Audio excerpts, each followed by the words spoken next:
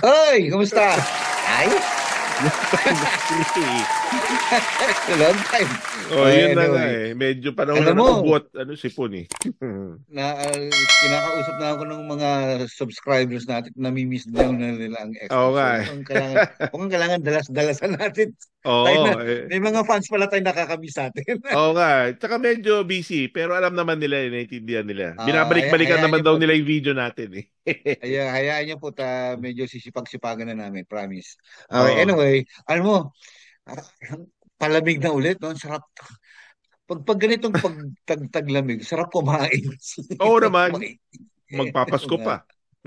Magpapasko pa, di ba? Dito may mga titinda ng mga batchoy na mga maiinit na sabaw. Sarap. Sarap-sarap kainin nun. Oo. Pinoy Al, al, food. al, ano bang na mga namimiss mong pagkain sa Pilipinas? Pag ganitong mga araw, syempre yung normally pag ganito na yung season, yung mga kakanin. Ah, oo. Bibingka, ayan ako, yung Ako, sarap bibig. alam mo yung So, kastanyas?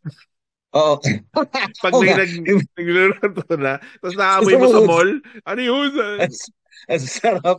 And this, Maynila mismo sa Binondo. Oo, di ba? Pag may naamoy Nadala ka ako ng ng ganun, nanay. aba, alam mong ito na yung panahon ng luto at Yun mga... ang mga nakakamiss. Tsaka yung fishball, yung tusok-tusok ko sa... Hindi ko maintindihan bakit ang fishball mas masarap sa kalye kaysa sa bahay, di ba?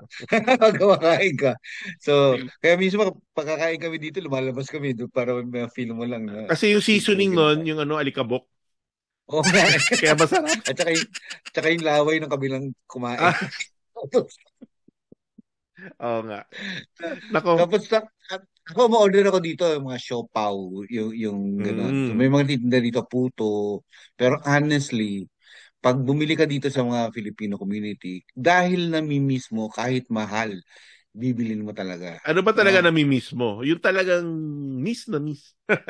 Ako, may nagtitinda dito empanada. Ginagawa kong Empanada. mani. Talaga. Empanada.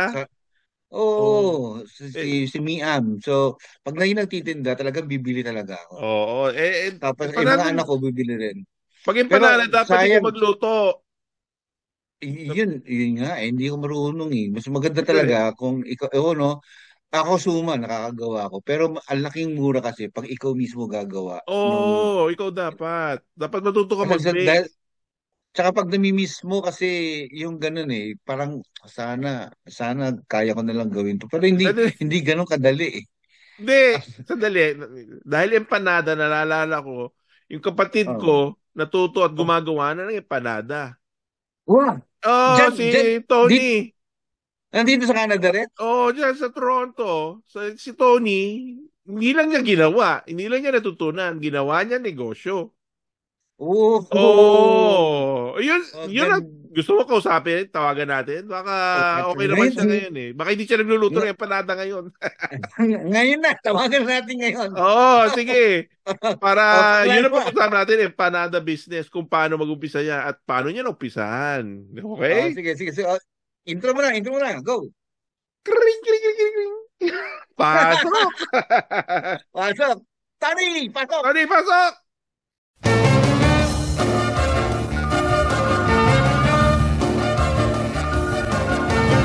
Ito na, Ah. tinawag ko na ang sarili kong kuya, si Tatay Tony Dusabek.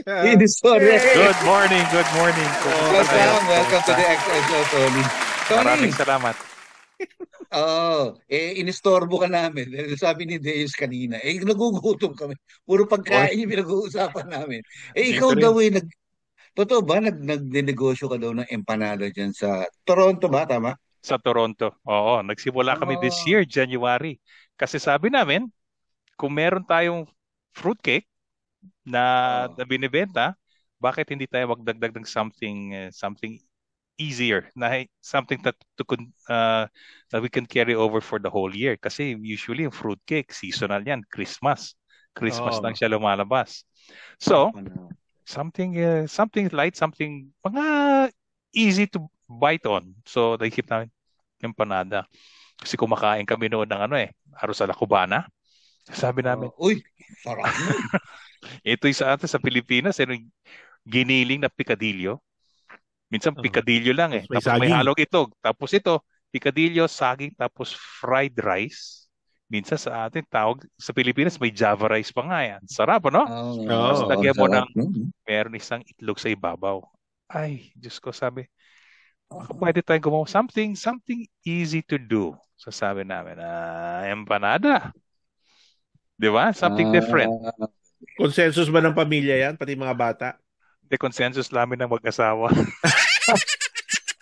pero 50-50. bakit alam mo na ba yan? Dati mo na ba yan alam? Bakit empanada na isip mo? Dati kasi Or, nung COVID, kasi mahilig ako natuto ako mag-bake.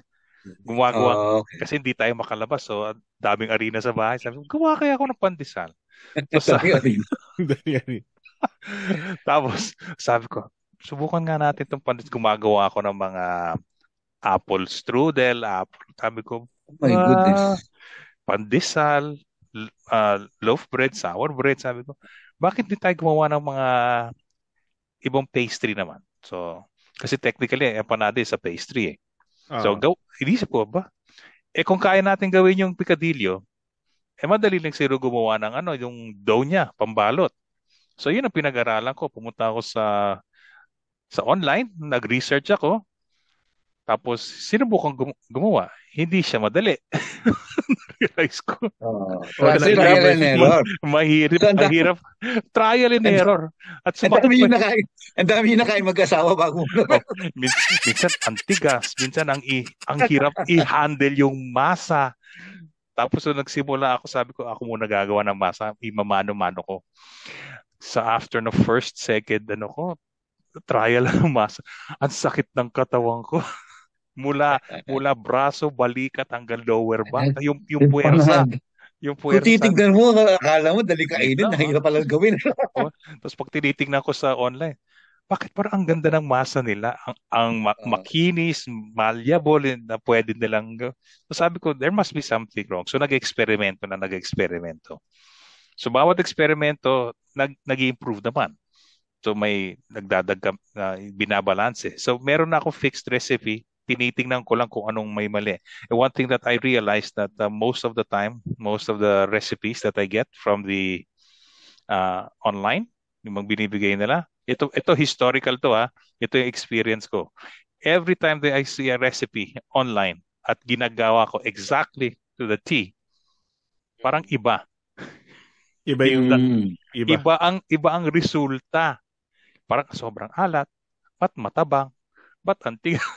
So Iba that's kasi when, tinuturo talaga. oo. Yung anak ko kasi cook din dito, no? Tsaka Oo. nag-aaral din siya sa Pilipinas. Pero sinasabi talaga niya na ang bakery daw mas mahirap kasi perfect dapat lahat ng ingredients Correct. mo to the Correct. centimeter to the lahat. Kailangan Balansyado perfect siya. lahat. Exact Balansyado lahat. science And dapat everything siya. is balanced. Exact. So, halimbawa, gumagamit ka ng harina. Oo. Gumamit ako una ng butter as part of the base. Sabi ko, parang mahirap. So, sabi ko, pag purong butter lang, ay kulang. So, nagdadagdag ako ng konting tubig para mas malambot. Pero maganda nga siya. Pero after a while, pag kinakat ko na siya into the empanada size, ang nangyayari medyo matigas. So nag-iba ako ng source of oil for the. So ang ginawa ko, Okay. nag-eksperimento rin ako from butter, gumamit ako ng lard. Na-realize ko, wala nga yung buttery taste, pero mas malleable at mas madaling i-handle pag lard ang gamit. So yun ang ginagamit ko ngayon. At saka mas flaky siya. Pag butter, creamy. Pag lard, medyo flaky. So sabi ko, yun ang maganda. So, chinaga mo talaga. So, hindi to Oo. yung paksang pitik, alam mo na Trial kagad. So, and chinaga error. mo Oo, talaga. hindi mo pwede, especially for baking and cooking, kailangan mo talagang pagtiyagaan, pag-aralan sa ganyan. Ang ulam kasi pwedeng kulasa, lagdag Sa ng konting panlasa. asin, konting, pwedeng Correct. ganun no? Ito hindi pag nilagay mo na sa oven mali, ala na. Tapos, At sayang. Sira na. Tsaka hindi mo pwedeng tikman ng hilaw na harina. Tikman No, mas Di ba? mahirap na siya. So, yun ang challenge. Nasa lahi niyo ba yung pagluluto o pagbe-bake? Alam mo, na-realize ko doon si Daddy kasi, Kapampangan. Oo. He doesn't really talk Ah, about it that much, pero he comes from the Nikdao of the Pampanga. Tapos sa family namin, every Holy Week sa namin ancestral home sa Sampaloc, ang mga pinsan namin nagpahanda ng pagkain dahil meron kawing Nazareno sa bahay, ancestral home. So okay. every Holy Week may pabasa, every Holy Week naghahanda ng foods. Ang sasarap nila. Ito yung lutong Tagalog. Si Oo Daddy nga, luto Pampanga. si Daddy lutong Pampanga. Wife ko Kapampangan din. So, so Ah, nung na-meet ko yung in-laws ko, nako, challenge ito. So, mahilig ang pamilya namin ay pamilya ng pagluluto at pagkain. So, that's oo one nga. thing that brings us together. Hindi ba Hindi, tsaka halata, Chris? Hindi ba halata? Pampanga tsaka Cebu eh. Parehong masarap ang pagkain dyan. Lechon de Lechon Cebu. naman sa Oh, kabila, no? grabe, ang sarap. Oo. So, Oo, ayun, danggit, danggit. mangga. So, siguro it comes naturally. Pero kailangan, even if it comes naturally, if you have the talent and the knack for cooking, kailangan mo rin i-practice eh. At Pag-aralan. ma-enhance. Pag-aralan. Hindi, di ba, para mas maganda yung luto. So, ayun And ang then, sa amin. ang empanada is very popular sa mga Pilipino, sa mga Pinoy. Mga So you party. started with Correct. the Filipino market muna. Sila muna yung umu-order sa'yo. Yung mga friends. Friends ang mga Friends. nag-order. Tapos Started with eventually, friends lang. oo, Kumalat. kumalat siya.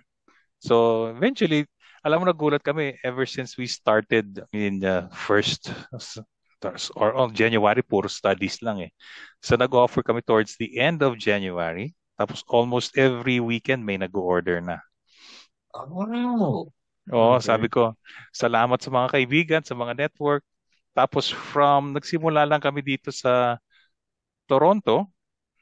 So for geographically, kasi magkakadikit yan, Toronto is the center, Toronto City. Tapos to the left would be Etobicoke and Mississauga.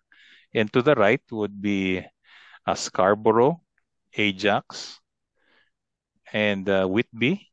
Pickering din pala in between. And then Oshawa. Oshawa ang pinakamalayo. It's a 1-hour drive. So nagde-deliver kami within Toronto, within Mississauga, and Etobicoke. So kumbaga yung breadth ng delivery namin kung ito ang Toronto, so from your Lumawak na point yung of view, radius. laki. Ang pinakamalayo namin dinideliver is Oshawa. Ayun ang pinakamalaking delivery na namin. Naggawa kami ng 300 pieces for a Oh. parish Wow. for a parish event. These are the small ones, the 3 inches, kasi meron kami dalawang sizes. Patingin nga ng muscle ko. Lumaki na yan. Lumaki Nalaglag na na yan. ata. Oo, sabi ko, ang maganda rito kasi sa empanada family event. Sa Oo family nga, event. nga. So sabi ko, ako magluluto ng Palaman. picadillo, palaman, ako gagawa ng dough. I need someone to assist. So nandiyan na yung family. Paglagay. Paglagay Oo. sila, pag-fill. Tapos ako magbabantay ng baking. So sabi ko, ayun ang Oh. aking work. So, Yan yung pangmasa na empanada. ito yung 3-inch empanada kasi yung malalaki namin 5 inches eh. Okay. So, Alam mo, ayun pag umu-order ako niyan dito, yung maliit, ginagawa ko lang mani. Oo, ang sarap. Pero Meron, apat kagad, tubos kagad. meron nga akong kaibigan na katira sa north, sa may Richmond Hill. It's another 45 to 1 hour drive, depende sa traffic. Tag-order siya ng 2 boxes. Ah. So, iniwan ko lang doon sa bahay niya kasi nasa work siya. So, sabi niya, naku Tony, pasensya ka na. Pero isang upo, 3 ubos. Kaya yung mga 5 inches. Sabi Oo, niya, ganun nga, ganun nga. hindi raw Magiging siya mali. makapagpigil. Ang galing. So ilan yung Ang- flavors na inaalok or ino-offer mo ngayon? Okay. Pagpipilian, di ba? Tapos may meron option ko pa, alam ko. Siyempre, nakakain na ako niyan eh. Oo. Na, Pag nandito, pag nandito si Dave sa Toronto, nakarating na nga ng Winnipeg yan eh. saan ba nagpunta yun? Hanggang Edmonton. Edmonton, nakarating na yun. Winnipeg, Di ba, nakarating na. Oo, Hindi ba pwede dinadala pa sa hindi ba pwede lubong. makarating? Hindi ba pwede makarating ng Nova Scotia yan? Alam mo, magandang tanong yan. Kasi may mga nagtatanong sa akin because we also do fruit cakes. Ito nga, ito itsura ng fruit cake namin. Nagdala ko sample. Ayan. This is Parang this is gold bar, no? Silver bar. silver bar. So it depende sa ano, meron kaming 800 to 750 grams. So yan ang range ng weights. Kahapon gawa ako ng cake. Ito, may sample tayo. Ito yung Uy! newly baked ito Hindi kahapon. naman yun. Sa kahapon to katatapos lang. Masarap yan, Kail- Chris. Kailangan kasi to full cool down bago ko i-soak sa itong batch na to. This is for spiced rum. Spiced rum ang ano to, soaking. Tapos today, after this, gagawa ako ng another batch for brandy naman. Okay. Mm. So going back to yung question mo, yung Flavors. the flavors. So first question, flavors. Nagsimula kami sa pork picadillo at saka beef picadillo. Beef, yun yung Pork common. and beef. Yan ang pinaka-common. So sabi namin, let's think of something different. Naalala ko childhood memories. Pag bumabiyahe ko sa Pilipinas, meron akong pinupuntahan kasi pag sinabi ni Daddy, mapapadaan ka ba sa Times Street? Doon sa Kowloon House, doon yung sa kanto? Sabi ko, oo. Bili mo ako ng chicken curry pie. Mm. Gustong gusto ni Daddy yun. So sabi ko, ba? Kowloon House. Kowloon House. Sabi ko, ayun ang gusto kong lasa. So, Diyos ko, daming beses ko sinubukan para makuha yung timpla. Sabi ko, pinapatikim ko sa pamilya ko, pinapatikim ko sa mga kaibigan namin. Tapos, hanggang at least close to that taste, sabi ko, sige, subukan natin i-offer. So, sinubukan namin from minced chicken, from ground chicken to diced chicken. Tapos, so decision namin is just to put in diced chicken. Tapos, we decided on which is the best part. Sinubukan namin, pinadala namin. Pero ang maganda rito, ang aming chicken curry is with cranberry sauce. So, meron kang dip. Alam mo, pumatok din siya. Gusto. Ito, sinubukan namin sa mga kaklase ni Martin, yung bunso namin. Pag nagkikita kami sa mga events, family events, school events, sila mismong lalapit sa akin, sabi, hey, Mr. At tawag sa akin, Big D. Malaking D. Martin, Big D is here. Sabi ni Martin, what's Big D? It's your dad. Big D. Big D. Tapos sila lalapit, sabi, hey, Mr. Tuchipek, I like the chicken curry. May favorite Bata yun, ha? May favorite. Bata yung mga 17, 18 years old. I like the chicken Oo, curry. I mean, ang curry usually pang-adult talaga yan. Ito, nagustuhan nila. Tapos recently, for the past month, sabi ko, nag-experiment ako. Ano ba pwede pa nating i-offer? So naisip ko, something fishy naman. Sabi ko, tuna. Okay? So nag-research ako. Meron sa Spain, meron silang tinatawag na tuna Galicia or from the province of Gallega. So ang ano lang siya, ang challenge dito kasi magluluto ka na puro sibuyas talaga siya. At saka puro bell pepper and tuna. Tapos timplahan mo lang ng salt and pepper at paprika. Sabi ko, uy, subukan ko kaya ito. Habang pinatikim na namin, pumatok din. Sabi na, this is different. Kasi yung iba, which is good, na kasi meron go-offer sila ng tuna, pero minsan may green peas and corn, minsan may cream. So sabi ko, minsan may sweet corn. Sabi ko, gusto ko naman maiba. Masarap sila because sinubukan ko rin. But I want something different. So I came across this recipe na tuna Galicia. Tama ba? Tuna Galicia or Gallega. So sinubukan ko. Nagustuhan ng mga tao. Pati din yung mga, kasi ginagawa ko sample yung mga kaklase din ni Martin. Mga kaibigan din namin. Okay. Tsaka nagugustuhan din nila. So I think we have 4. Pork, beef, chicken curry, and our tuna Galicia. So apat na flavors, dalawang sizes? 4 flavors, 2 sizes. Isang 5-inch at isang 3 inches. Tapos dalawang klaseng types of cooking, di ba? May isang fried. Ay, hindi na. Hindi na kami nagpa-fry Hindi na ngayon. kayo bake at fried? Lahat bake?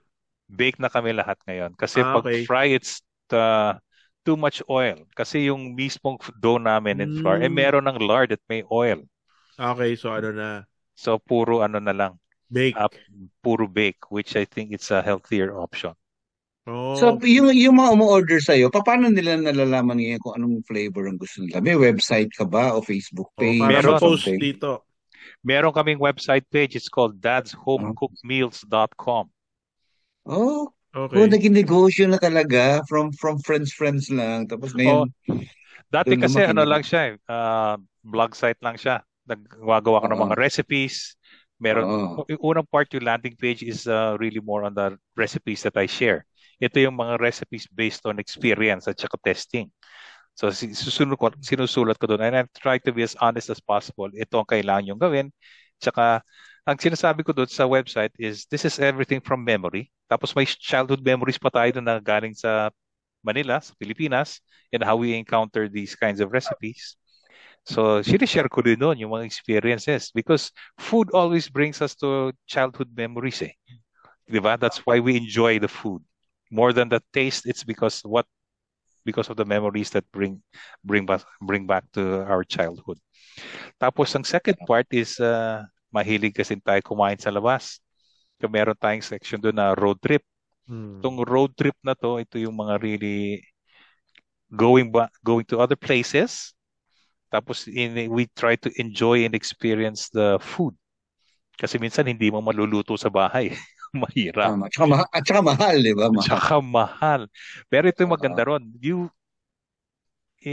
Sinasanay mo yung panlasa mo sa iba't ibang klaseng luto. From Mediterranean, Spanish, Italian, or whatever kind of cuisine. Steak, o kaya Oo. hamburger, Oh. meron akong isang anak. But every restaurant na pupunta niya, ang go-to niya is hamburger. Titingnan niya kung okay yung hamburger. Pare-pareho quality, same. Oo, same o mas masarap or everything. Tapos meron din tong section na kapitbahay. It's really going to the homes of the other families and we share recipes. Tapos yung isang part doon is what we call the shop. So doon sa shop, pwede kang mag-order ng mga fruitcake namin at saka namang empanada. Yung aming 3 inches, ayun ang ino-offer namin sa mga party pack. So that comes in 50 and 100 pieces. Okay. So Tapos lahat to yung nasa blog mo. nandun sa website, Your dad's yes. home cooking. Okay. dadshomecookmeals.com. Okay. Oo. Ayun Post na. natin. So, Oo. busy ano mo ngayon, ano? Kusina. Yung kusina. So, ito ba may planong magkaroon ka ng sarili mong physical store? O In the future, sa ngayon dyan muna. sa ngayon dito muna, pero siyempre kung titingnan muna namin yung trend ng mga na empanada, di ba? So just to be sure, kasi magiging malaking investment rin yon. So we can set up, alam mo yung mga kiosk lang, malilit na Mga mom kiosk. and pop. Nothing big, Kasi, so sa ngayon ang aming target is really mga Christmas markets or weekend markets.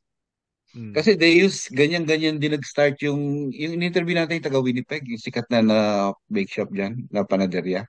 Si Oo. Mami, di ba? So, nag-umpisa sa pandesal lang, di Si ba? Gmails. Ngayon, si Mels. Ngayon, Sa ang laki-laki siopaw, na niya. tapos pandesal, tapos Gmails. Ang laki na Oo, dito. ngayon, ang laki-laki niya na. So, sikat na yung siopaw niya.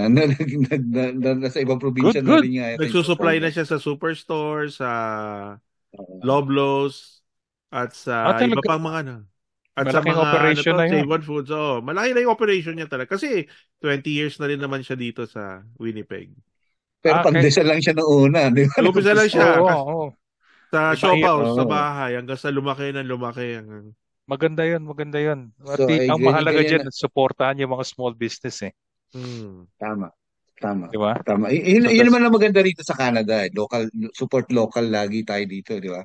So yung Oo. mga correct. maliliit, yun ang sinusuportahan. So Pilipinas, sorry, baliktad eh. Pag local Imported. yun, mag-support. Lagi dyan, local yun. Mas Okay. Dito, fresh pa nga baliktad. pag bumili ka local kaysa magantay ka ng imported.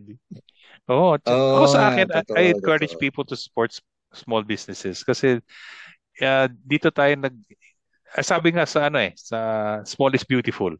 Di ba? At least, Mm. kahit sa negosyo, small business, it becomes very personal. Nakikita mo kung sino yung gumagawa, nakikita mo yung quality, you can ask. Unlike wag mga big corporations, it's so difficult. Di ba? Nakikita mo na lang yung mga prepackaged food, and you Mm. really You, don't know you, who makes them. you still have your regular job. Nag-work ka pa rin. Yes, I do keep my regular job. Paano pag dumating yung time na mas malaki na yung kinikita mo dyan kaysa doon sa regular job mo? So, may plano ka ba mag-focus na dyan? Kung may opportunity to expand, I will focus on this one.